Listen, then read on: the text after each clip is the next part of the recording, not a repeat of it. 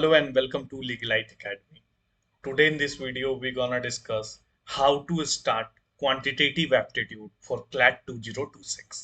तो बेसिकली बात करेंगे क्वांटिटेटिव एप्टीट्यूड को लेकर सिलेबस के बारे में डिस्कस करेंगे, देन कैसे पढ़ा जाए इस पर्टिकुलर सेगमेंट को, देन नेक्स्ट वेटेज क्या है और क्या इंपॉर्टेंस है क्वांटिटेटिव एप्टीट्यूड का, ऑल अबाउट डिस्कस करेंगे क्लैट 2026 के लिए। तो फर्स्ट ऑफ ऑल मैंने सिलेबस को दो पार्ट में डिवाइड करा है, one is part one, another is part two. Basically part one क्या है? पार्ट वन है कि आपको पढ़ना होगा पार्ट टू के लिए। सिलेबस जो है वो है पार्ट टू, बट इस पार्ट टू को कंप्लीट करने के लिए, अच्छे से कॉम्प्रिहेंड करने के लिए आपको पार्ट वन डेफिनेटली पढ़ना होगा। फॉर एग्जाम्पल मैं आपसे कहता हूं कि मुझे एक इंग्लिश में स्टोरी पढ़नी है और उसे समझनी है, स्टोरी इंग्लिश की। ना मुझे वर्ड्स का नॉलेज है, ना इडियम्स का है, ना वन वर्ड का है, ना फ्रेजल वर्ब का नॉलेज है, कुछ नहीं है। इज इट पॉसिबल कि मैं वो स्टोरी को समझ पाऊंगा या उस स्टोरी के क्रक्स को, मोरल को समझ पाऊंगा? नेवर।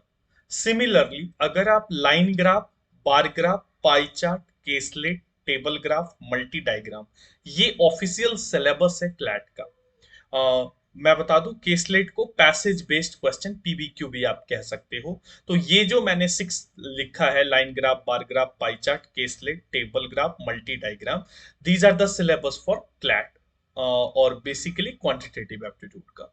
बट इसको समझने के लिए, किसी भी पैसेज को करने के लिए, लाइन ग्राफ को करने के लिए आपको परसेंटेज की नॉलेज आनी चाहिए।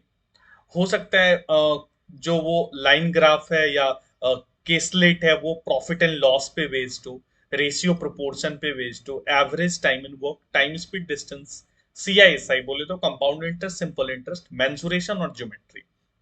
तो इन सब की नॉलेज आपको होनी चाहिए। मैं छोटे छोटे एग्जाम्पल से समझाता हूँ। जब क्लैट में पहली बार पैटर्न चेंज हुआ था और कंप्लीट पैसेज बेस्ड हुआ था क्लैट, तो उस टाइम पे जब आप देखोगे क्वांटिटेटिव एप्टीट्यूड में, तो एक क्वेश्चन आया था आपका कौन सा? बार ग्राफ पे, बार ग्राफ पे आया था। ओके, एक आया था आपका ज्योमेट्री और मेंसुरेशन के बेसिस पे एक आया था, समथिंग ऐसा। तो आप इग्नोर नहीं कर सकते, आपको मेंसुरेशन का सपोज नॉलेज नहीं है और मैं एग्जैक्ट क्वेश्चन बताता हूँ कि एक ये सेमी सर्कल था और ये सेंटर था, सब ये एक रोप थी, कुछ इस तरीके से क्वेश्चंस बना हुआ था। तो आप देख लो कि यहाँ सेमी सर्कल का कॉन्सेप्ट अगर आपको नहीं पता, आप उस क्वेश्चन को नहीं कर पाओगे। सिमिलरली क्लैट में आगे जब आप देखोगे 2022 वगैरह में, तो आपको टाइम स्पीड डिस्टेंस के पैसेज मिलेंगे। तो मैं ये सजेस्ट करता हूँ कि पहले आप पार्ट वन को कंप्लीट करो, देन पार्ट टू पे मूव करो। और पार्ट वन कंप्लीट का मतलब ये नहीं है कि आप इसके पूरे डेप्थ में चले जाओ, एटलीस्ट आपको परसेंटेज की basic calculation, basic knowledge, how to increase, how to decrease any percentage values, then you can say कि suppose कैसे comparison करते हैं, a is what percent of b, जो बेसिक बेसिक से कॉन्सेप्ट है वो आपके परसेंटेज के पूरे होने चाहिए। सिमिलरली प्रॉफिट एंड लॉस के कॉन्सेप्ट पूरा होना चाहिए। इमेजिन करो कि एक प्रॉफिट एंड लॉस पे बेस्ड आपका केसलेट बन गया, पैसेज बेस्ड क्वेश्चन बन गया कि एक शॉपकीपर है, उसने कुछ ऑब्जेक्ट को सेल करा, उसके पास 4 डिफरेंट ऑब्जेक्ट्स है, एक को उसने 10% प्रॉफिट पे सेल करा, दूसरे को लॉस पे सेल करा, ऐसे पूरी एक स्टोरी बना देगा और उस पे 4-5 क्वेश्चंस दे देगा।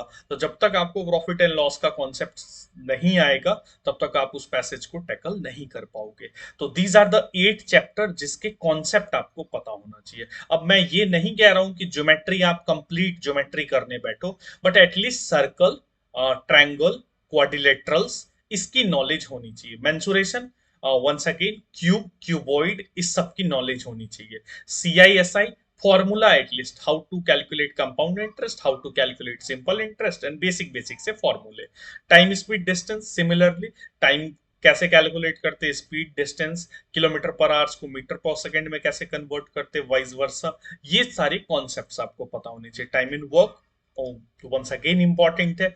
एवरेज, कैसे वेटेड एवरेज निकालते हैं, कैसे मीन को कैलकुलेट करते हैं, ये सारी चीजें। रेशियो प्रोपोर्शन में आपको कॉन्सेप्ट पता होना चाहिए कि सपोज 5,000 रुपीज है, दो सन में और एक डॉटर में उसको डिस्ट्रीब्यूट करना है, उसमें एक बहुत ही बेहतरीन सा पैसेज बनाया जा सकता है। तो रेशियो प्रोपोर्शन अगेन आपको नॉलेज होनी चाहिए।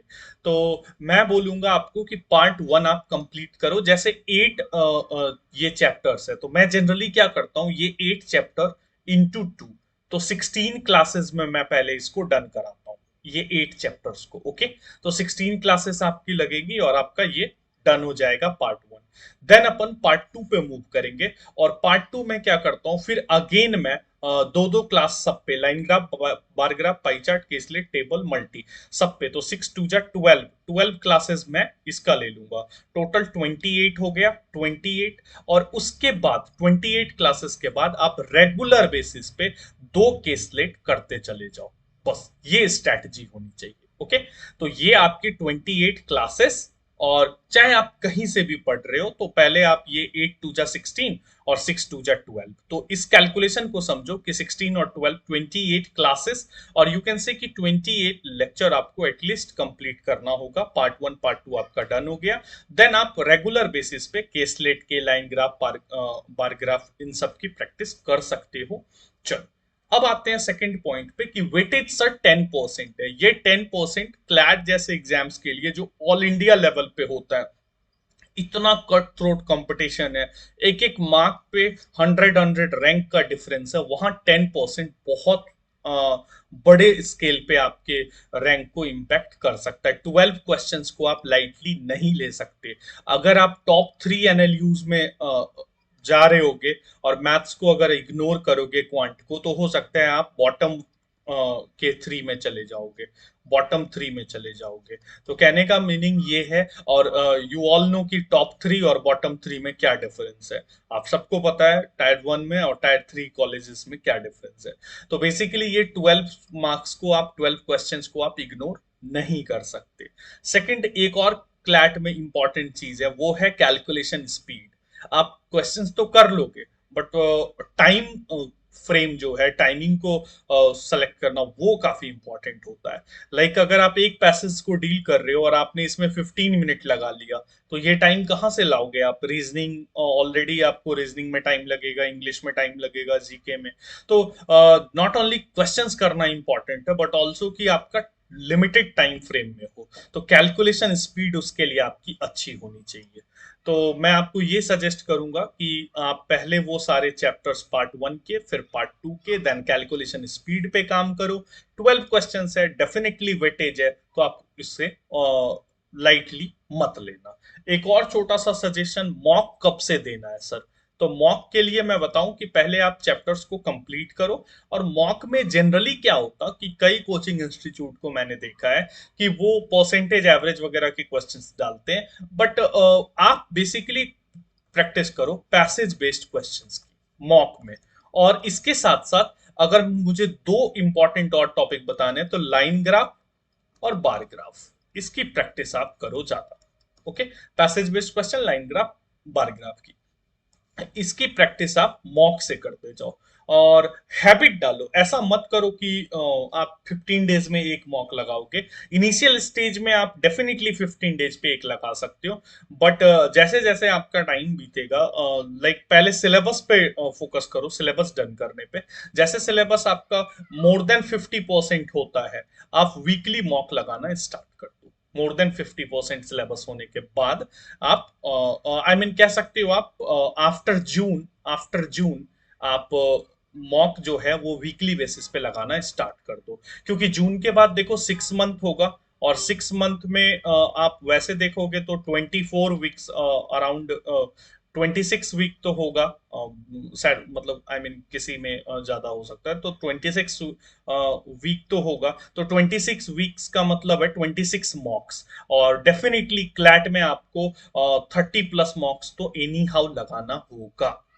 तो आप जून से वीकली मॉक लगा सकते हो। अभी आप 15 डेज में एक मॉक लगा सकते हो। अब अगर कुछ भी कंसर्न है, कुछ भी क्वेरी है रिलेटेड टू क्वांटिटेटिव एप्टीट्यूड, बस इतना करना है। क्योंकि अब ऐसा भी नहीं कर सकते कि आप सीए, रीजनिंग, लीगल, इन सब का टाइम आप निकाल के मैथ्स में दोगे।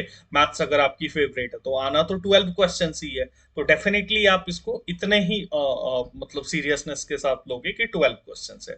नाउ आई एम सेइंग कि अगर कुछ भी कंसर्न है क्वांटिटेटिव एप्टीट्यूड में कि कौन से बुक्स से पढ़ा जाए और कौन से मटेरियल से पढ़ा जाए, ये सब सारी चीजों के लिए तो इन हाउस जो हमारे बच्चे हैं लीगलाइट एकेडमी के, उसके लिए तो मैं ऑलवेज अवेलेबल रहता हूँ 24/7। बट आप सब यूट्यूब फैमिली के लिए भी मैं मेल आईडी देता हूँ, आप मेरे को क्वेरीज उस मेल पे कर सकते हो, और you can message me on my WhatsApp number, official WhatsApp number, वो भी मैं आपको नीचे कमेंट सेक्शन में डलवा दूंगा। So thank you so much.